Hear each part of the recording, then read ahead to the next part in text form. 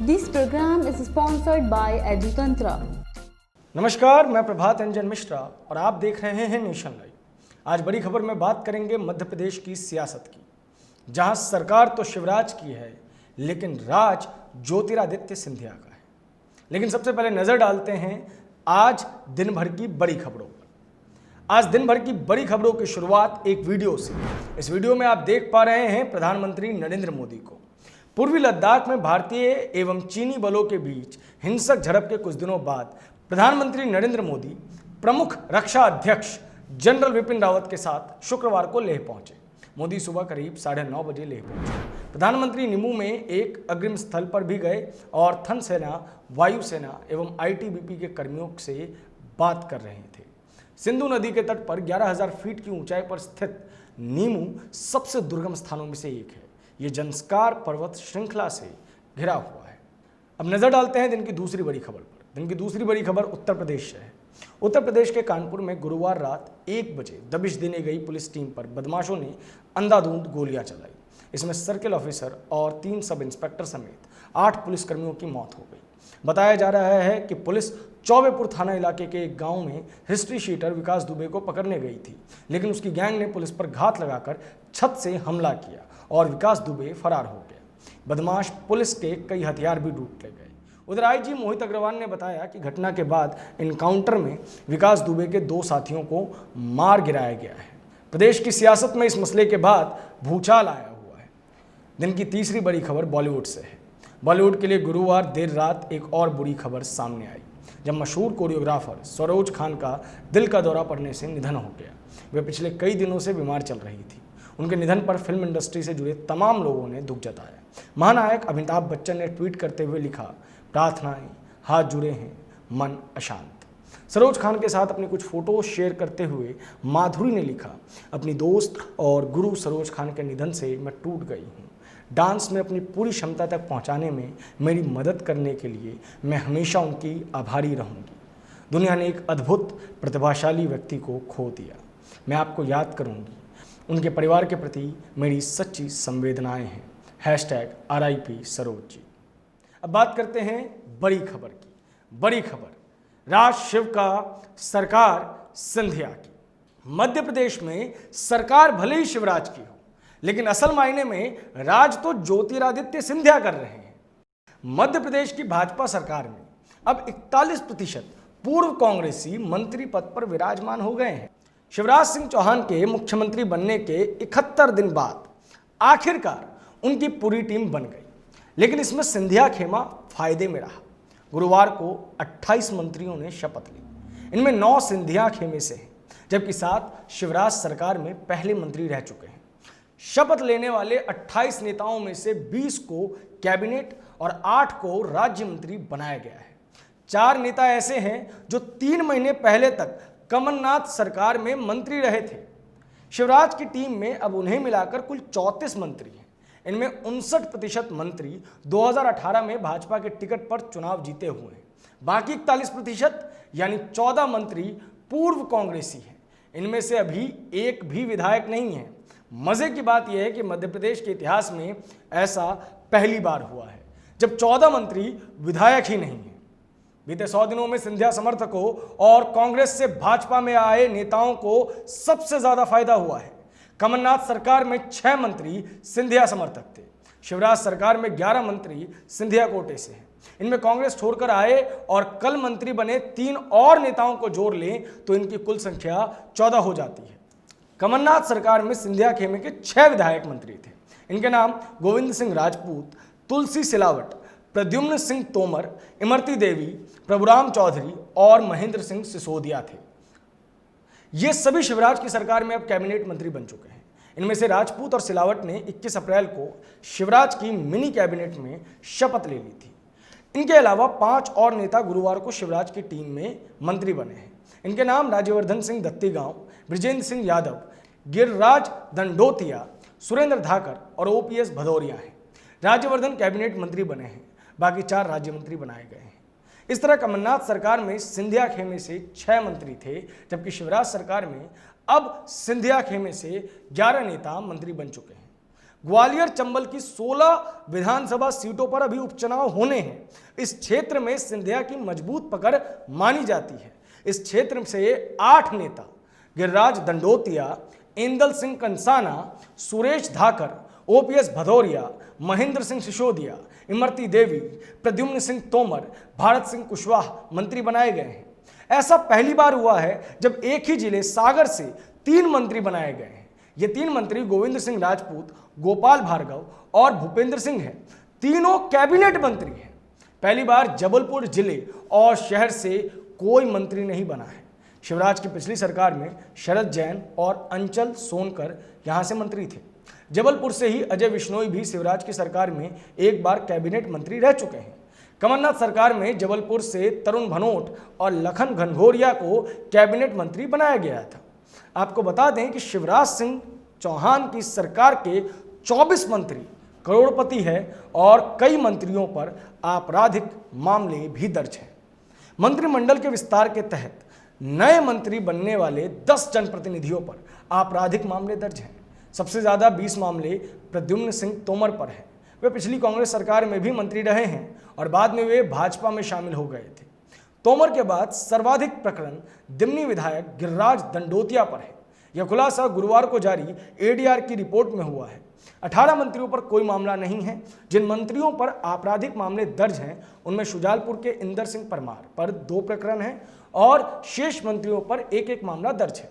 जिन मंत्रियों पर केवल 1 प्रकरण है उनमें एदल सिंह कंसाना, सुरेश धाकर, ओम प्रकाश सकलेचा, मोहन यादव, इमरती देवी, राम खिलावन पटेल और उषा ठाकुर शामिल हैं।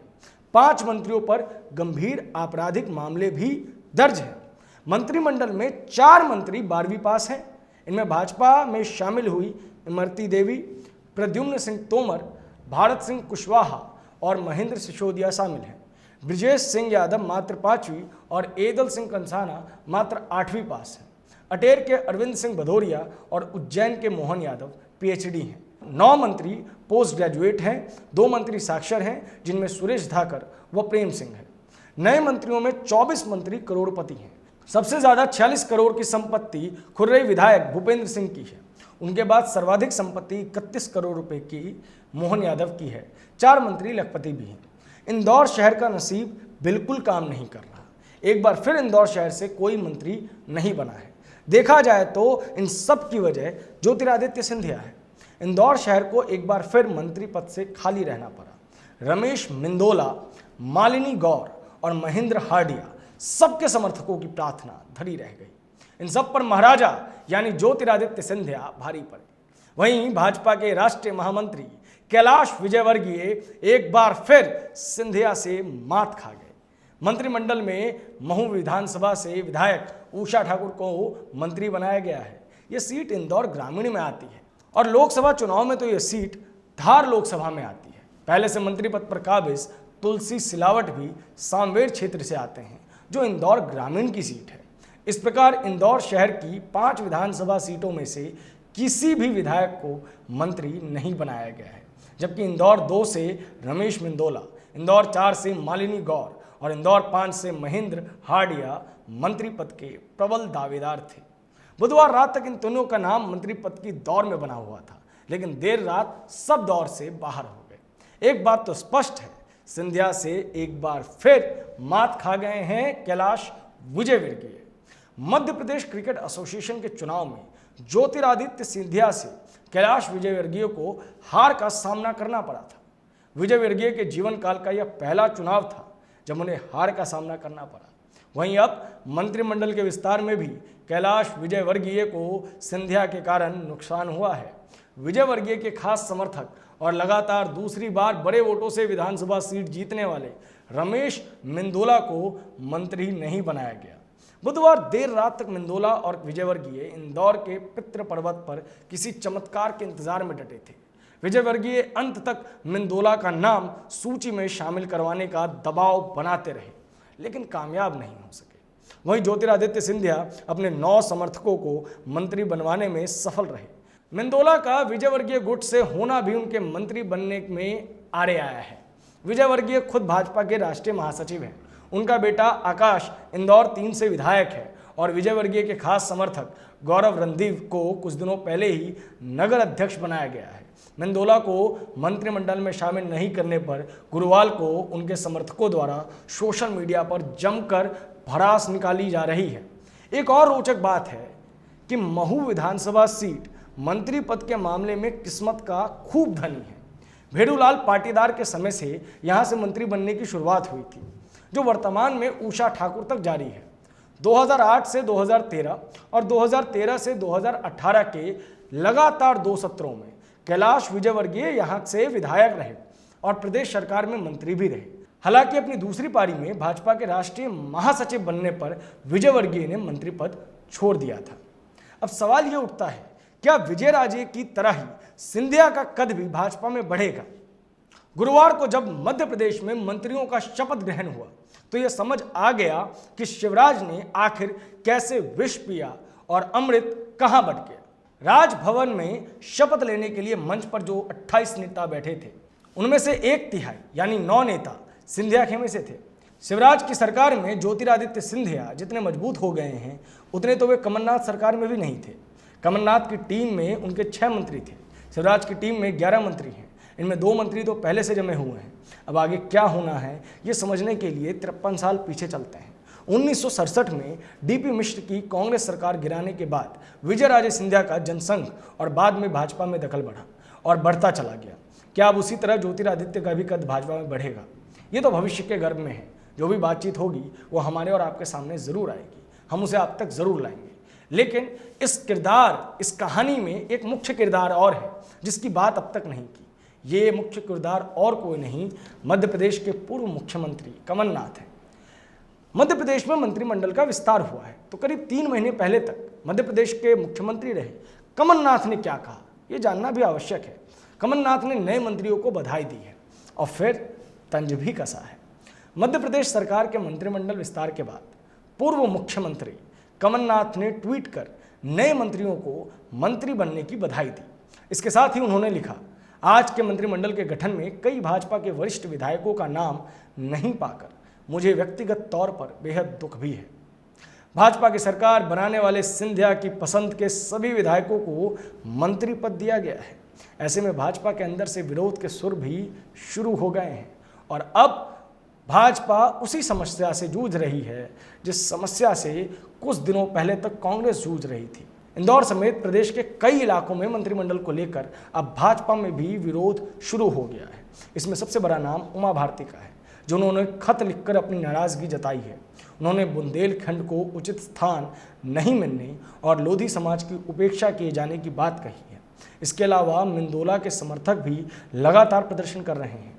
नए मंत्रिमंडल के शपथ लेने के पहले ही 4 बार के विधायक हरिशंकर खटीक कह चुके हैं कि लायक मंत्रियों को पद दिए गए हैं, लेकिन वह भी काबिल थे। भोपाल में जहां विधायक मंत्री पद की शपथ ले रहे थे, वहीं इंदौर में कांग्रेस इसका विरोध कर रही थी। इतने लंबे समय बाद मंत्रिमंडल विस्तार होने पर कांग्रेसियों ने सरकार पर हमला बोला और कहा कि अब बीडीबल की खिचड़ी है, जो इस खिचड़ी में नहीं डाले जाएंगे वे नाराज होंगे और यह सरकार गिर जाएगी। विवेक खंडेलवाल ने कहा कि प्रदेश की जनता ने बहुमत कांग्रेस को दिया था। 20 मार्च को शिवराज सिंह चौहान, सिंधिया और उनके 22 समर्थकों के साथ कांग्रेस की सरकार गिर गई और प्रदेश में एक बार फिर शिवराज सिंह चौहान शासन पर बैठे। हालांकि मंत्रिमंडल के विस्तार के बाद एक सवाल तो उठता है, क्या सच में शिवराज सिंह चौहान सत्ता पर विराजमान है या ज्योतिरादित्य सिंधिया अब उनके नाक के नीचे से मध्य प्रदेश छीन रहे हैं? इन मसलों पे बात भविष्य में ज़रूर होगी। आपको ये वीडियो कैसा लगा हमें ज़रूर बताएं।